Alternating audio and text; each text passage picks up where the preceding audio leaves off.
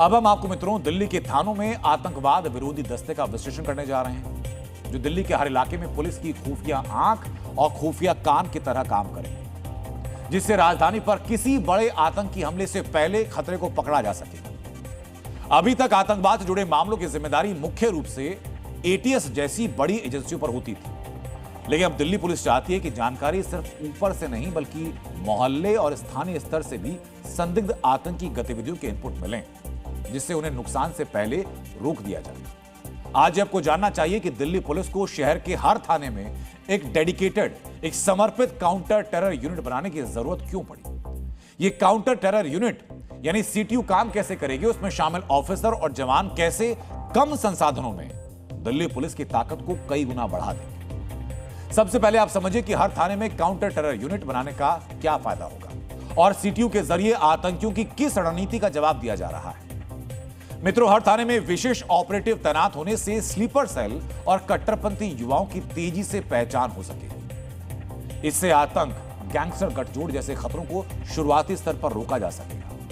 आधुनिक आतंकी संगठनों के काम करने के तरीकों में बदलाव के बाद दिल्ली पुलिस ने यह स्ट्रैटेजी तैयार की। देश में पिछले एक दशक में हुई आतंकी वारदातों की डिटेल्ड रिसर्च के बाद कुछ तथ्य सामने आए, जैसे ज्यादातर मामलों में विदेशी ठिकानों से संचालित हैंडलर सुरक्षित इंटरनेट प्लेटफॉर्म के जरिए स्थानीय युवा लोकल युवाओं को ट्रेनिंग देते हैं। आतंकियों ने हथियार देने के बजाय स्थानीय युवाओं को आसानी से उपलब्ध सामग्री से हथियार बनाने की ट्रेनिंग देने की स्ट्रैटेजी बनाई है। आतंकी नेटवर्क अब ऐसे लोगों का इस्तेमाल करते हैं जो पहले से संदिग्ध रहे हैं और गुप्त रूप से काम कर रहे हैं। पैसे जुटाने के लिए कभी कभी धार्मिक चैरिटी करते हैं, सामाजिक संस्थाओं की आड़ लेते हैं ताकि उन पर आसानी से शक ना हो। सोशल मीडिया के जरिए 18 से 30 वर्ष के युवाओं का ब्रेन वॉश करके उनका इस्तेमाल किया जा रहा है। मित्रों, इसी रणनीति से निपटने के लिए सीटीयू टीमों को इलाके में आतंकवाद से जुड़ी हुई हर छोटी से छोटी और बड़ी से बड़ी संदिग्ध गतिविधि पर नजर रखने की जिम्मेदारी दी गई। आतंकवादियों की पहचान के लिए सीटीयू टीम साइबर कैफे, पुरानी गाड़ियों के कारोबार पर नजर बनाकर रखेगी। इसके अलावा किराए के मकानों और ऐसे केमिकल बेचने वाली दुकानों पर नजर रखेगी जिनका इस्तेमाल बॉम्ब बनाने और छिपने के लिए हो सकता है। ये टीमें बाहर से आने वाले लोगों और अस्थायी मेहमानों की पहचान और जानकारी की जांच करेगी। वीजा खत्म होने के बाद भी भारत में रुके हुए विदेशी नागरिकों पर नजर रखी जाएगी। ऐसे कट्टरपंथी लोगों की गतिविधियों पर नजर रखी जाएगी जो किसी संगठन से सीधे जुड़े नहीं हैं, लेकिन संदिग्ध सोच रखते हैं। जेल में कैद अपराधियों से मिलने आने वाले संदिग्ध लोगों की निगरानी की जाएगी। आतंकवाद से जुड़े अपराधियों और जमानत पर बाहर आए गैंगस्टर की गतिविधियों पर ट्रैकिंग की जाएगी। संदिग्ध ट्रैवल एजेंसीज और हवाला के जरिए पैसे भेजने वालों की जांच की जाएगी। इंटरनेट, सोशल मीडिया, पोस्टर या पर्चों के जरिए फैलाए जा रहे भड़काऊ प्रचार पर नजर रखी जाएगी। यह सीटीयू संदिग्ध लोगों, संस्थाओं, कारोबारों और जगहों का पूरा रिकॉर्ड और डेटाबेस तैयार करेगा।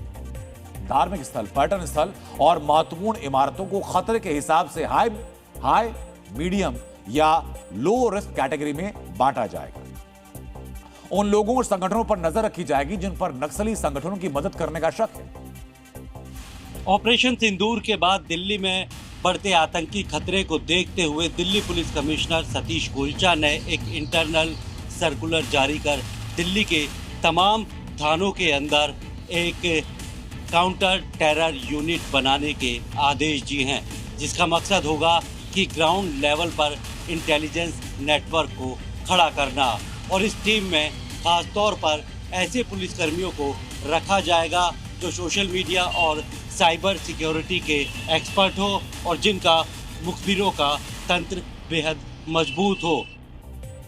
और मित्रों, सीटीयू को मजबूत मुखबिर नेटवर्क तैयार करने का काम इसलिए भी दिया गया ताकि समय रहते गुप्त जानकारी मिल सके। इस पूरे खुफिया नेटवर्क की जानकारी रिकॉर्ड में रखी जाएगी जिसे समय समय पर अपडेट किया जाएगा। यानी ये यूनिट एक ऐसा डेटाबेस तैयार करेगी जो दिल्ली पुलिस को सिर्फ एक क्लिक पर मिल जाएगा।